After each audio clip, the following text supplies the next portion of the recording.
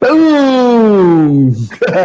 Good morning, good evening, good afternoon from wherever you are in the world and on whatever channel you might be watching this on. We are broadcasting live on both Facebook and on YouTube. Now, today, well, let me just say this too. On both of those channels is welcome to the replay viewers, because not everybody is going to see this live, although we would love for you to. Most people are going to see the replay. So welcome replay viewers, and we appreciate you showing up and watching and joining us in our broadcast.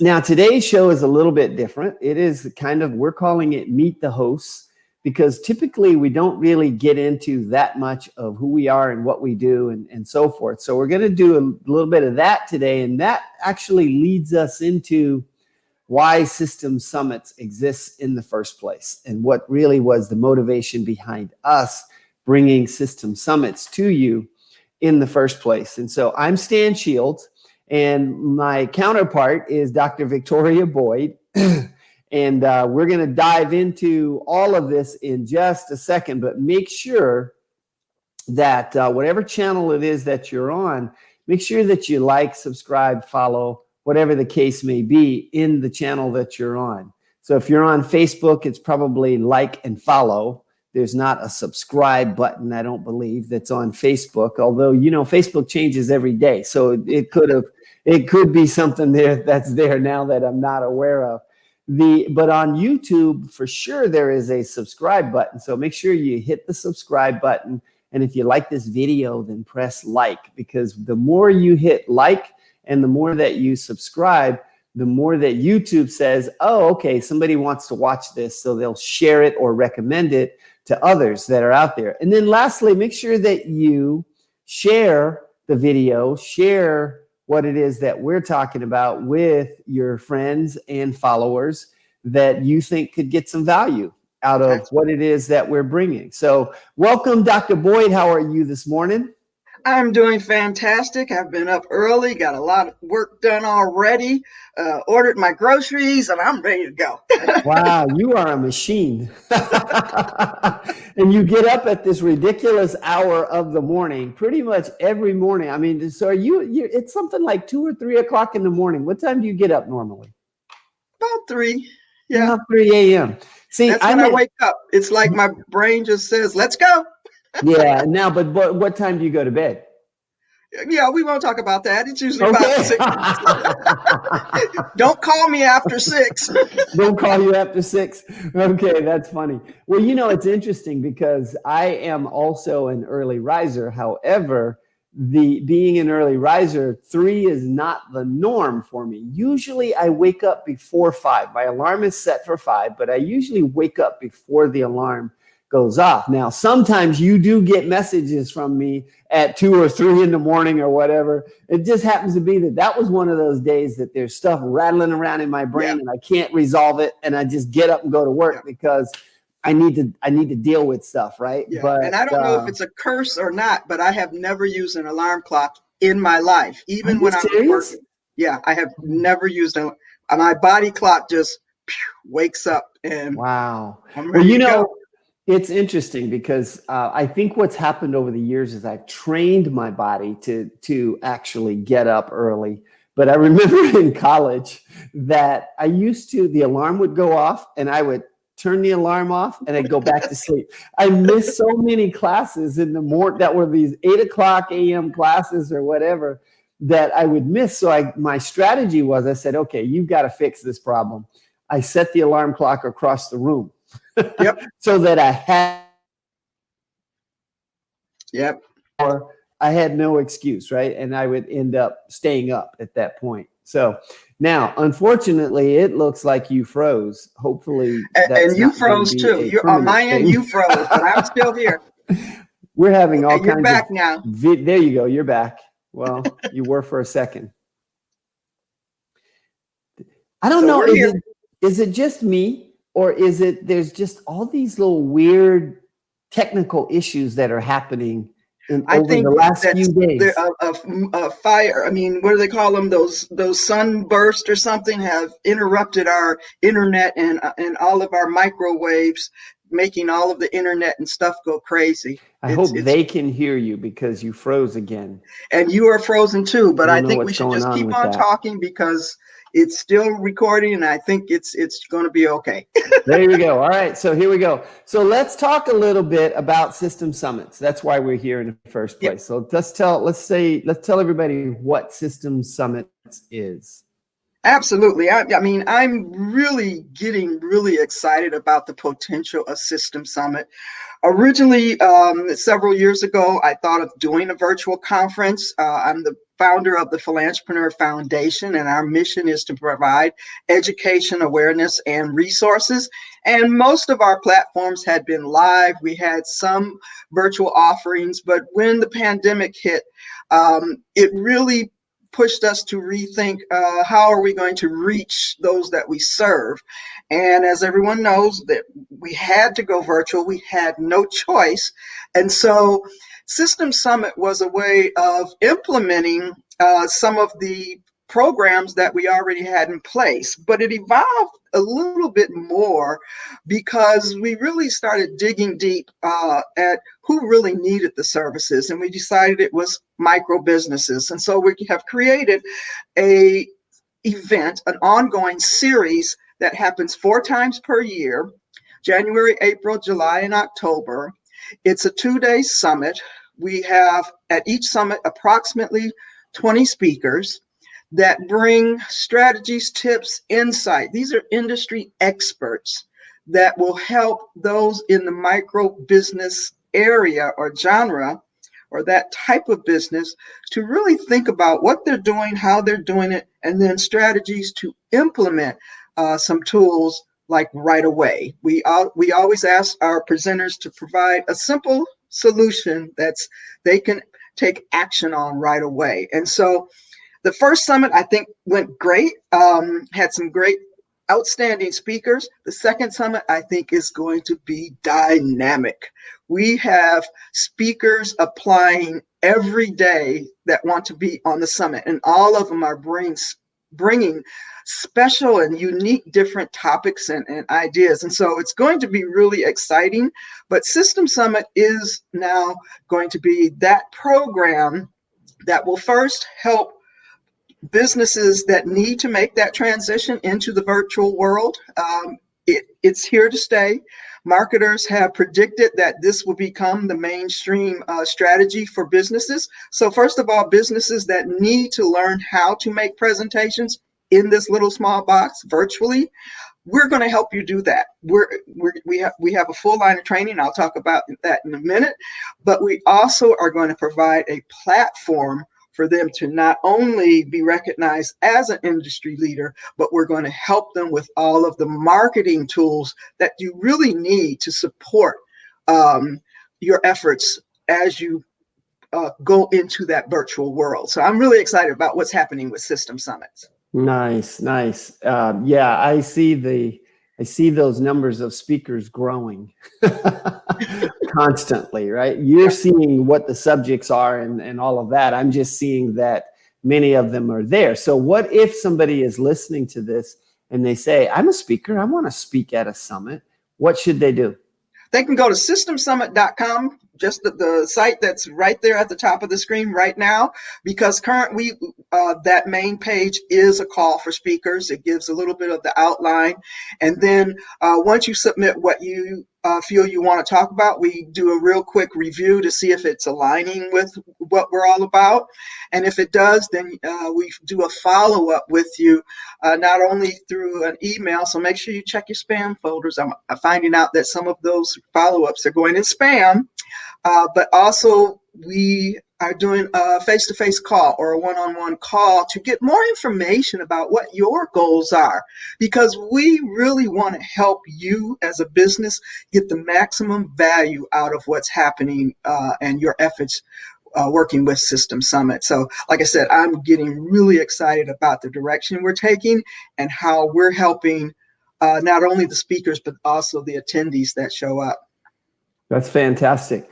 So now tell us a little bit more about what else it is that you do. So tell us about some of the work, because Okay, do we have really, about 3 hours? No. no, let's not take that long. Let's make it shorter. But how about, but see, that's because that's kind of a key point as to why you came up with this whole system summit idea, and why I said, yeah, this sounds great. Let's do this. Let's work on this, because it's about where we're both coming from in the first place. So talk a little bit more about what's behind the scenes with Dr. Boyd. Yeah, my passion is training. I am a career educator.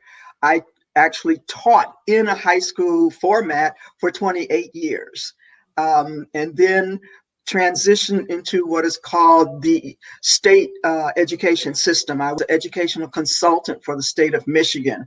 I developed staff training. I created educational television broadcasts. I created programming and even different types of events for educators. And so my background has always been training and development.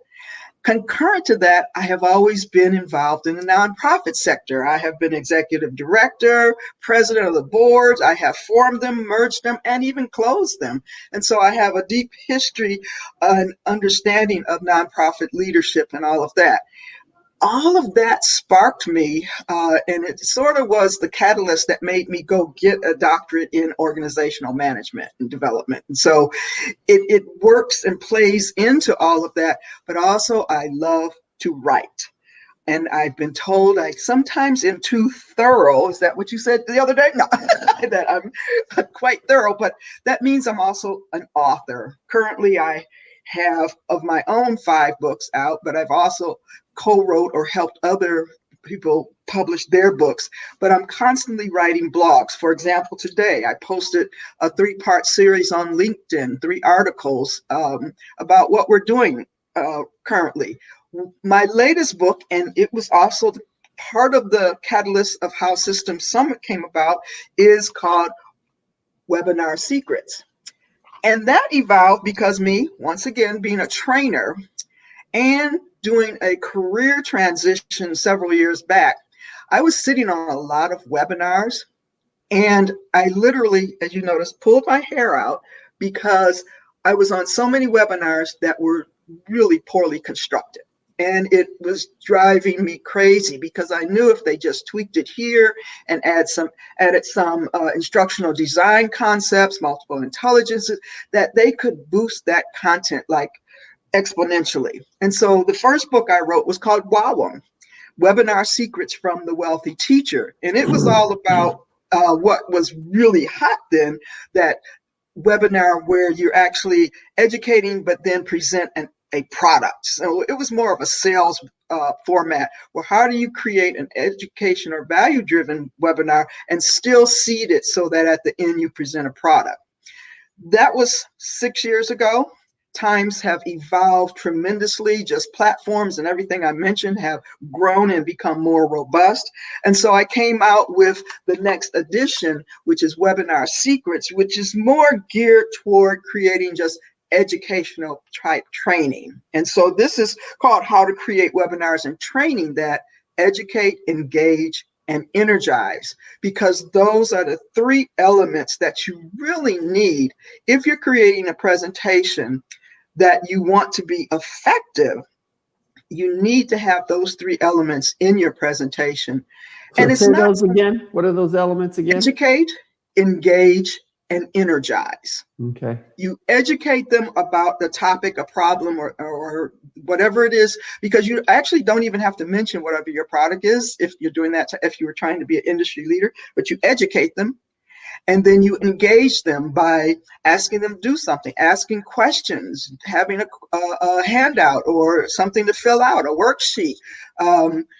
You get them so that they're thinking while they're watching you. Just throwing in questions will help you do that. And then you energizing. And that's where you tell them to do something. Here's a worksheet. Go fill it out and use it to do so and so. So now you've given them the information and education to help solve a problem. You've shown them and asked them questions and got their feedback, or, you know, had them do a task, engage them, and then you go and tell them to do that task. And so you've totally involved them. But there's many other different types of things that you should implement, you know, timing, the visualization, the delivery, the production of it. And so I go into that. It's in the book, but now I also have a full, complete training that's a 6-part training. I talk about how to write description and title, how to decide what your outcomes are and how to list them, how to state them. I talk about what are the learning concepts. I talk about adult learning, e-learning, and multiple intelligences. And so I go through the complete process from here's the concept of what your business is to finally delivery. And then what's so great about it, System Summit is the platform that you then can present that presentation. And so it's from thought all the way to past delivery. We have the product to help you get your message out. So that's why I guess I'm just so excited, because all of these things are coming together. They're working together as a unified platform, from picking the speakers to identifying the outcomes, what you want to solve, the problem you're going to solve, how you're going to solve it. And then we provide you the platform to present it, the marketing tools and the whole campaign, plus the support you need to become and transition your business as a business owner who probably never thought of themselves as being a speaker or a presenter. How to make that transition and present your business in this new virtual world. Gotcha.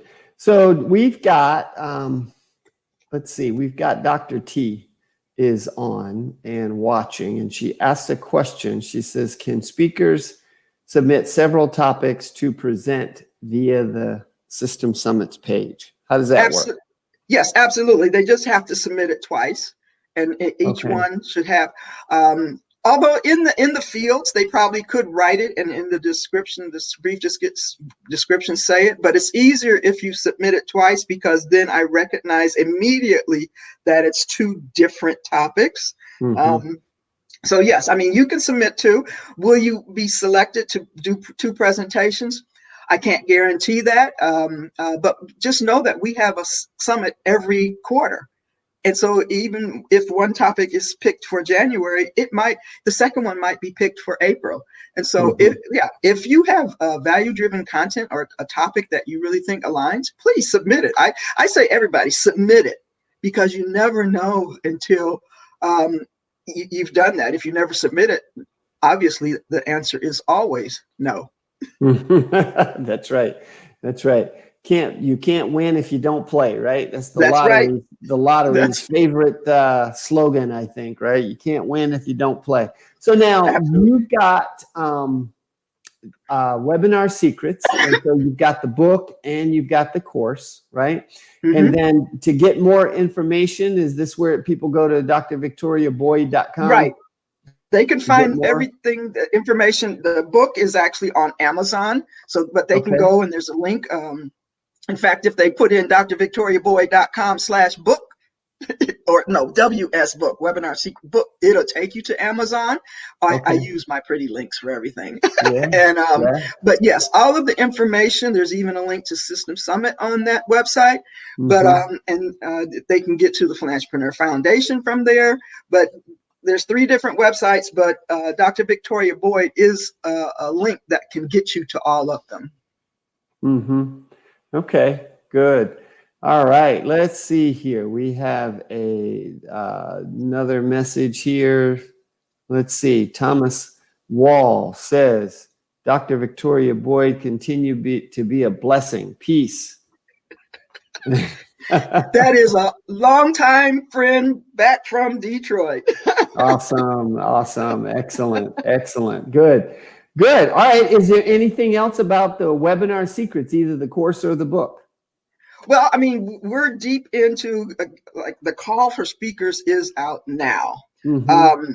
we are inviting anyone that feels, well, no, I'm not even going to say feel. You need to, if you're a business, look at adding presentations, being on a summit to your marketing strategies, because marketers have predicted that this will become a mainstream strategy for business owners, not speakers or professional presenters. We're talking business owners that need to add marketing presence, virtual presence to their toolkit and their marketing campaign.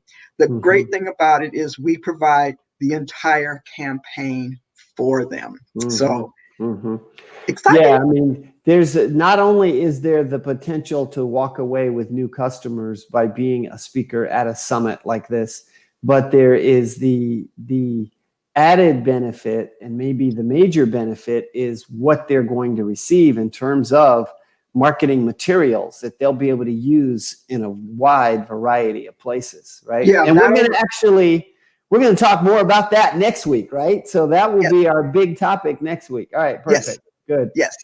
Good. So just I want to recognize Dr. T said, thank you for the clarity and blessings to you both. So I just wanted to recognize, thank you too, Dr. T. We appreciate you watching and hanging out with us as well. So, all right, we're going to show you a little commercial or a message from our sponsors here. What's that?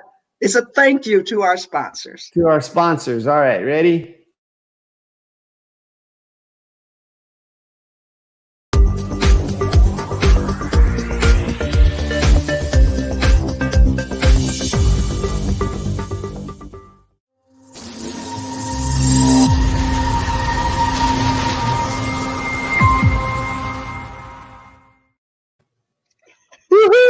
I like playing with videos.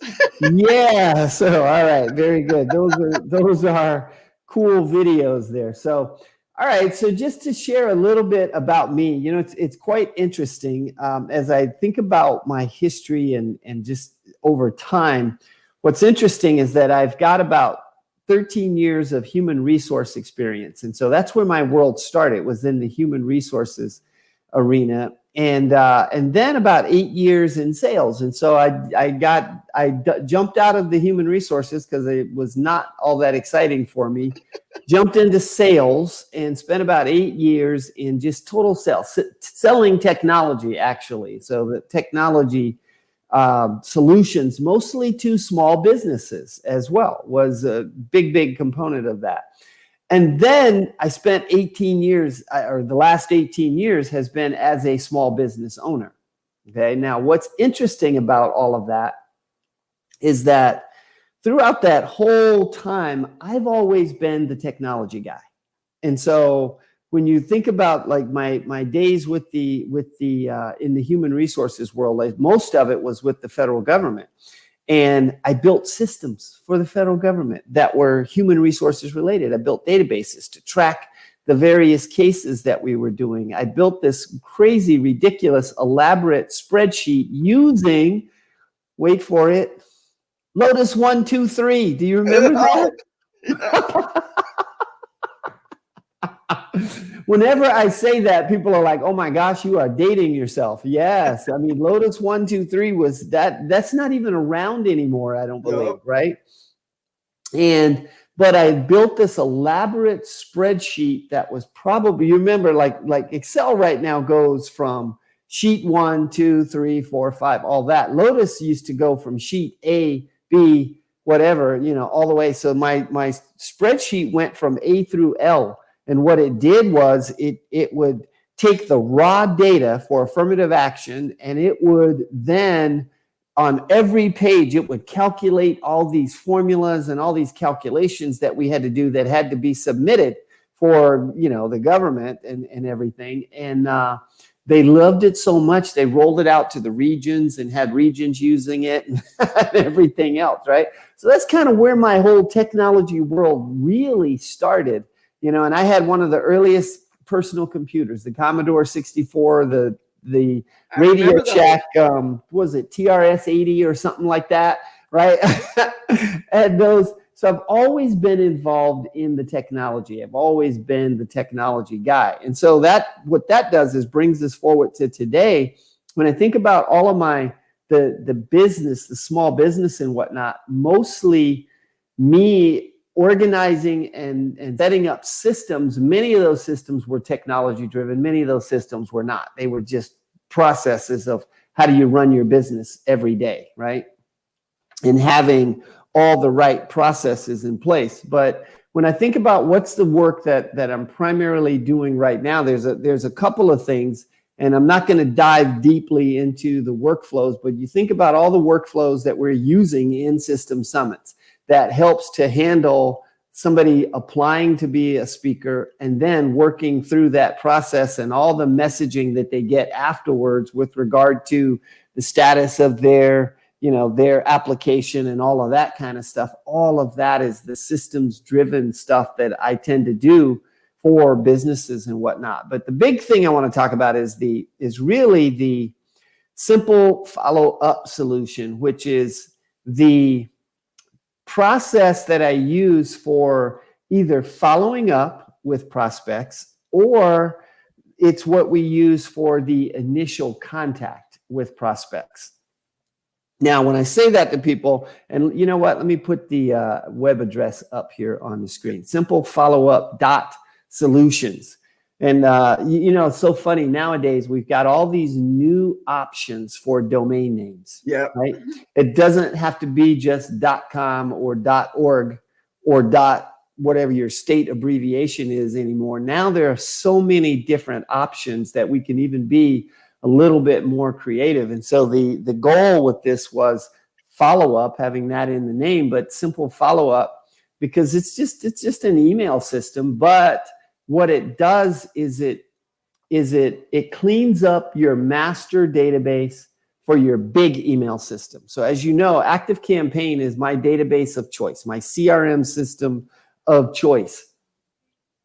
But if I take every single contact that I get and put them into ActiveCampaign, you end up with this massive database, and this database of people that don't necessarily want to hear from you.